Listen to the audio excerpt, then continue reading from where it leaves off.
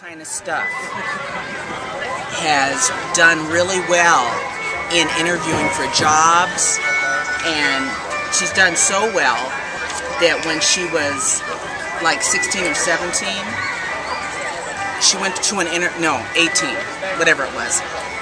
Anyway, older, going to college. She walked into the Quest building downtown Denver to meet this guy, an alum of a college. And she had such a presence about her because she had done a lot of this kind of stuff. He thought she was a lawyer, and she was only 17. Then, later on, she did interviews to try to get into West Point. Now, she didn't get into West Point because she didn't have the physical prowess, but she got 3 congressional nominations because you're interviewing, and she learned how to. So keep this up. This teaches you so much.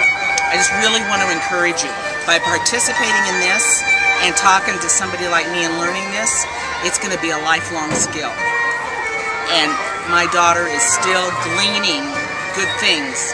You should know glean, being gardeners. Yeah. That word, from participating in things like this. It's a real gift, and just embrace it. Do you know gleaning, the word? Okay. You want to explain it? Okay. Glean, G-L-E-A-N, glean. Okay, after the harvest is done, there's always something left in the field, right? So to glean means to come after the main harvest is done and pick up what's left, okay? And I know the Bible. There's a famous book in the Bible called Ruth. And Ruth was such a humble woman that there was a dude, a man named Boaz, and he was a rich, wealthy landowner. And she was gleaning in a lot of countries, and I know food projects in the metro area go to glean after there's been a harvest for like King Soopers and, you know what I mean? Commercial markets. It's sort of like the poor people come afterwards to pick up what's left over. Right, and it's been going on, it's ancient. I mean, Ruth is Old Testament. That book is in the Old Testament. So, I mean, it was thousands of years ago.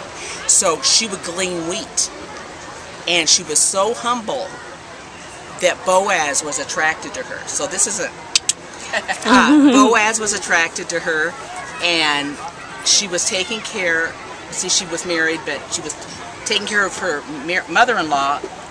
Her husband had died, and so she was loyal to her elders and to her mother-in-law, and then she went out and gleaned the wheat, and so she was able to feed her mother-in-law, who's Naomi, by the way, just in case.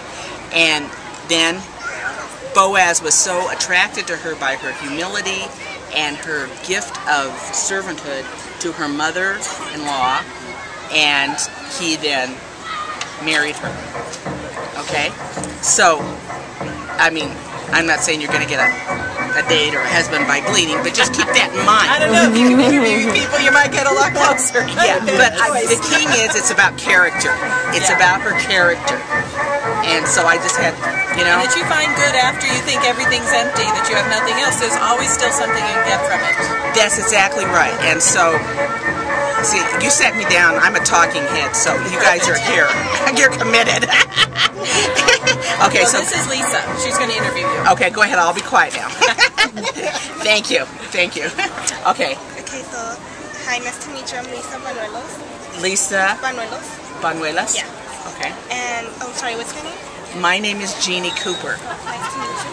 And this is our Farm Feed Denver organization. And we're just going to ask you a few questions about gardening and farming. So can you tell us a little bit about yourself? Okay, I'll try to be succinct. I'm a native Denverite. I grew up in Park Hill. My father specifically was a gardener. And he loved roses, and he would go to the mountains when it was legal, because this is back in the 50s, 1950s. He would get the moss rock and have rock gardens and flower gardens, and then he would grow vegetables and things like that. However, my sweet dad never thought about teaching me or my brothers and sisters about gardening. but I watched my dad do it, and I have a great appreciation for gardeners. And one of the things that I wish I just bugged him and said, teach me how to do this, you know. Okay? So, do you have any fond memories of your father gardening? Something you just remember? Yes. My brother took a photograph. Later on, after we lived in Park Hill, my parents, like a lot of people, wanted a dream house. So they moved out to Lakewood when they bought a lot, and in the back, he had a great, big, huge vegetable garden. My brother took a picture of him leaning over with a hoe or something, and I have that framed in my house. You know, and it's so fun because my dad loved gardening. So that's my... So do you farm to grow anything yourself? Not at the moment. I just recently moved to a townhouse. I used to live in an apartment anyway. But next year I'm going to grow some pot container veggies. And my goal for next year is to do that, because I want to do that. Flowers and things in containers.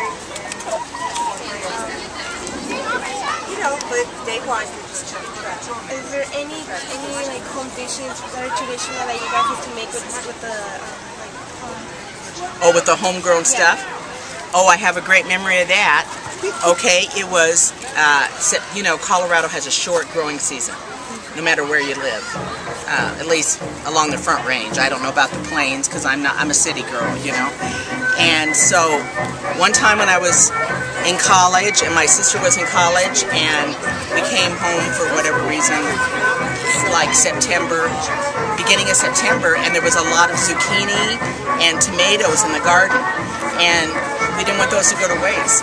So we went, we got them, we prepped them, and we canned them, and we made zucchini and tomatoes, something or other. We had a recipe, and oh my gosh, did I appreciate how much work it took. But we canned them and nobody died from botulism. So, I mean, it worked, you know, and that was a great memory, and it was a once-in-a-lifetime thing because as you grow up, you know, one person goes one way and one person goes another way, and never was I going to be able to do that with my sister again, you know. And so we did that. We gleaned, so to speak, what was left because there was so much. I think looking back at your childhood, gardening played a big part of your life? Speak up a little bit. Didn't hear that quite. Okay, do you think gardening was a big part of your life in your childhood? Actually, you know, when talking to you and reminiscing about it, even though I didn't, it was, because I have memories, like I'm telling you about, and my mother also liked to grow tomatoes and sweet peas, you know, for more flowers. My mother was more a flower person, and but my dad, and now that I'm talking about it, yeah, it was an important part of my life.